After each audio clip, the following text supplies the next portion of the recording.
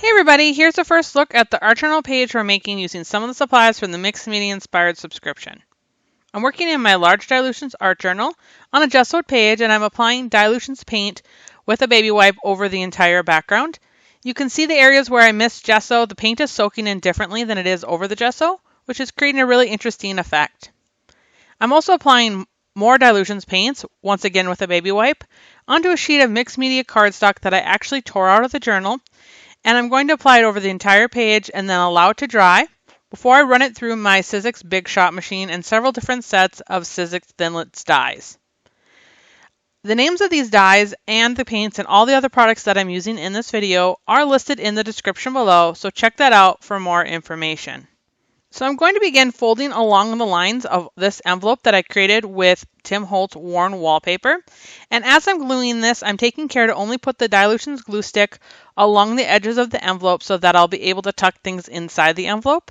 If you spread the glue too wide, it will end up gluing your envelope closed and you will not be able to place anything inside.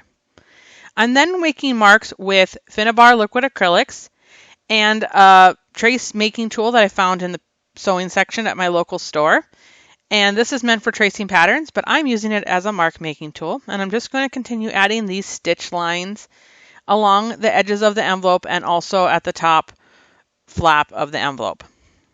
And then I'm going to start working on adding some more details to my background. So I'm using a stamp from the Art by Marlene Little Jar stamp set, and I'm putting some dilutions paint with a mini blending tool onto the stamp. And I'm going to continue doing this over my background until I'm happy with the coverage. I am stamping several times before reloading the paint so that I have some lighter and darker images. And then I'm spraying some water and mixing the water into the paint with my finger. Distress paint is a water reactive paint, so while it's wet, you can mix it with water and it will flow into all kinds of cool water reactive techniques. But it also will dry permanent as acrylic paints do. So it has lots of cool properties into it. So I'm just letting that water mix and then allowing it to dry. While that's drying, I'm going to begin building my bouquet. So I've placed some Distress Collage Medium inside the envelope so that all these flowers have something to stick to as I begin building the bouquet that's coming outside of the envelope. And I'm putting some lighter colors, some darker colors, and just building the bouquet until I'm happy with it. And then I'm once again grabbing another stencil and Dilutions shimmer paint, and I'm putting it through the stencil with a mini blending tool. I'm taking care that this stenciling overlaps my previous stamping and also goes into some new areas. This is where I'm going to put my quote, so I'm really taking care to make sure that I like the shape, I like the placement, and so I'm just going little bits at a time and looking at it, adding a little bit more. And so you can always add more, but you can't take back. So I'm just being very methodical about this and deciding the exact shape of the stenciling. And when I'm happy with it, I'm going to lift the stencil and allow this to dry. Now I've grabbed some Tim Holtz Idea-ology foam stamps, but this technique would work with any foam stamp or even a rubber stamp. I'm loading the foam stamp with my brayer, which I've picked up some paint, and I'm going to begin stamping this across the polka dot stencil area until it says keep going. I'm doing each letter individually. And then once that's dry, I'm putting the stencil back over the top. I'm matching up the pattern, and I'm using a Posca paint pen to go through and add dots on top of the letter so that I'm continuing that pattern on top of the letters as well.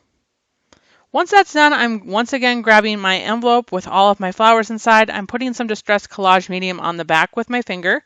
You could use a paintbrush or the Collage Medium brush or any tool you want. I like to use my finger when I'm doing this. It's just faster and convenient, and it's easy to clean. And then when I'm happy with that, I'm just going to place it down on my page and press firmly to make sure that all of the paper is having contact with the page. And then I'm using a Vicky Boutine layered sticker. And it came with a little piece of foam on the back to make it dimensional, but I didn't want that, so I carefully peeled it off. And now I'm just going to put some Distress Collage Medium on the back of this butterfly and place it down on my page. To add some little details to my envelope, I'm grabbing a Tim Holtz Idea-ology Eccentric Remnant Rub set, and I'm cutting out the word fragile with my scissors, and then removing the white backing and placing it down onto my envelope. And I will be using the Remnant Rub tool to transfer the rub-on, but you could also use the popsicle stick that is included in this set. And when the rub-on has 100% transferred, I'm lifting the clear top part and tossing that away. I'm also going to add a little bit of drop shadow around all of my words with a Stabilo All pencil. It's a water reactive pencil. So then when I go in with a wet brush, it gets really vivid, really dark, and it adds a really nice drop shadow. You could also do something similar with a watercolor pencil. It just wouldn't be quite as vivid as Stabilo's Alls end up being. So I'm going to just go once again, like I said, with my wet brush, and I'm going along each of the words until I'm happy with the drop shadow and how it looks.